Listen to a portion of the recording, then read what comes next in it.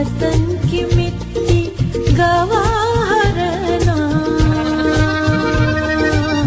गवाह रहना।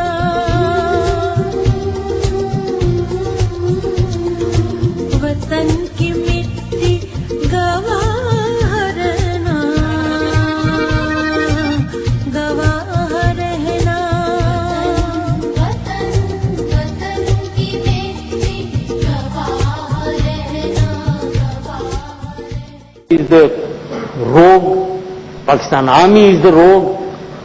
I think it is overdone here. That's what I feel. I think it's overdone, and we need to be more sober, calculated, and give considered views, analyzed and authenticated. Now that you had all the intelligence, I think, when you uncovered a lot of things and you gave it to the government of Pakistan, I really am not privy to all the details.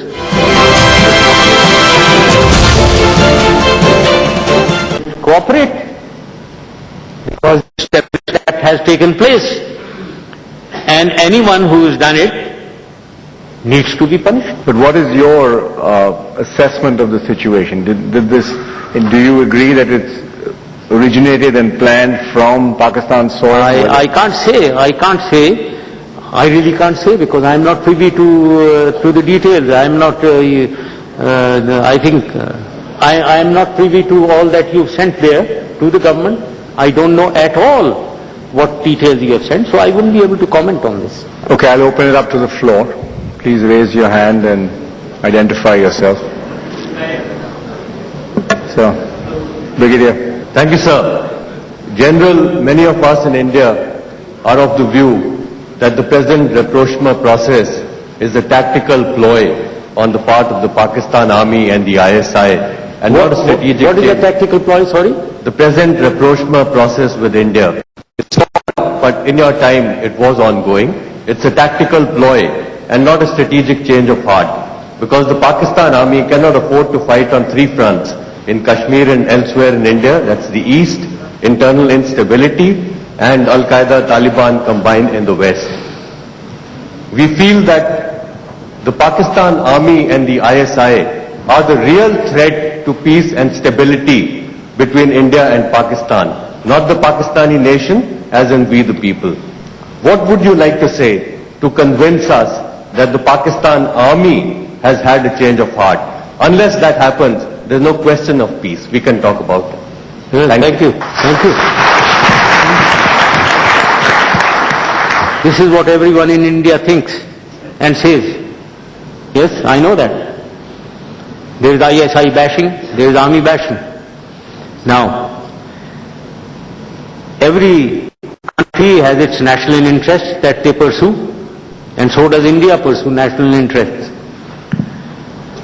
Yes, indeed, there is some.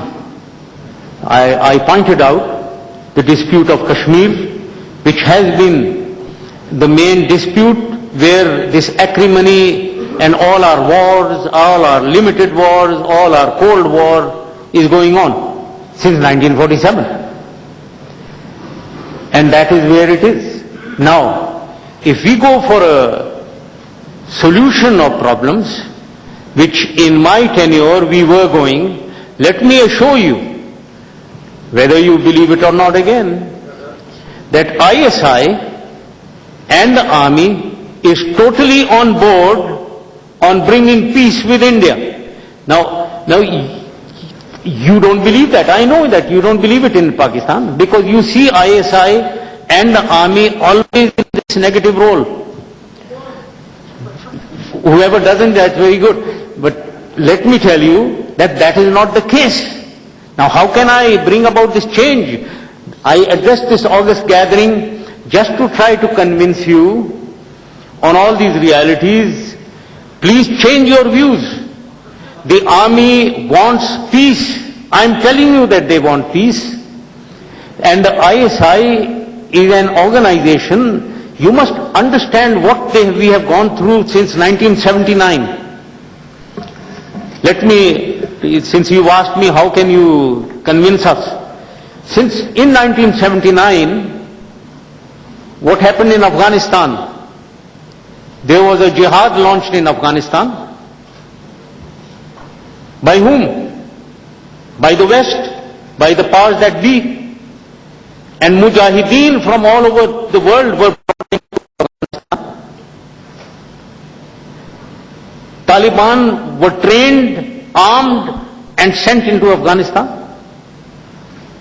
About 20 to 30,000 mujahideen, brought by whom? Not by Pakistan, sir.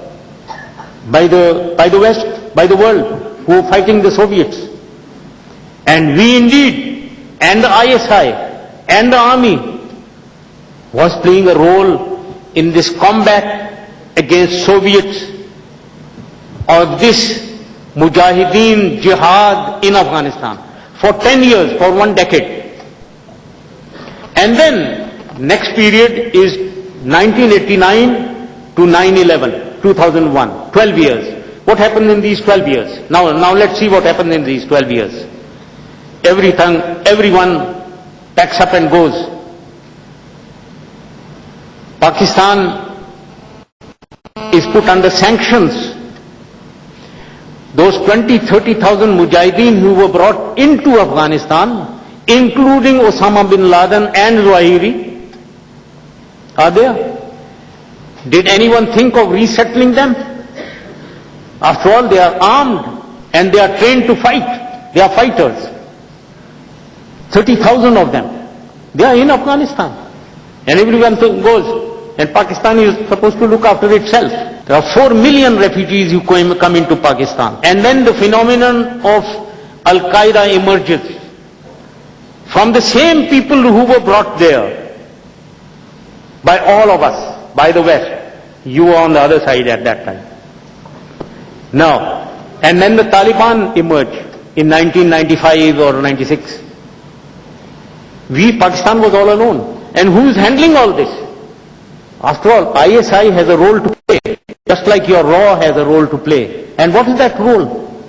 That role is to protect the interest of Pakistan and project the interest of Pakistan. That is what the ISI was doing. And for these 12 years, they were all alone, addressing a very complex situation in Afghanistan where there is warlordism going on and merry hell going on, mayhem going on in Afghanistan. And then 9/11 comes in. And then we have to decide again, what do we do? And then the Kashmir struggle starts in 1989. So if we think that it was created by Pakistan, the Kashmir struggle, no, it was not. It was started in 47, it was peaceful, it carried on. As I said, in 1989, a peaceful struggle went into a militant underground struggle. Well, as I said, there were a lot of Pakistanis. Yes, there was emotional involvement.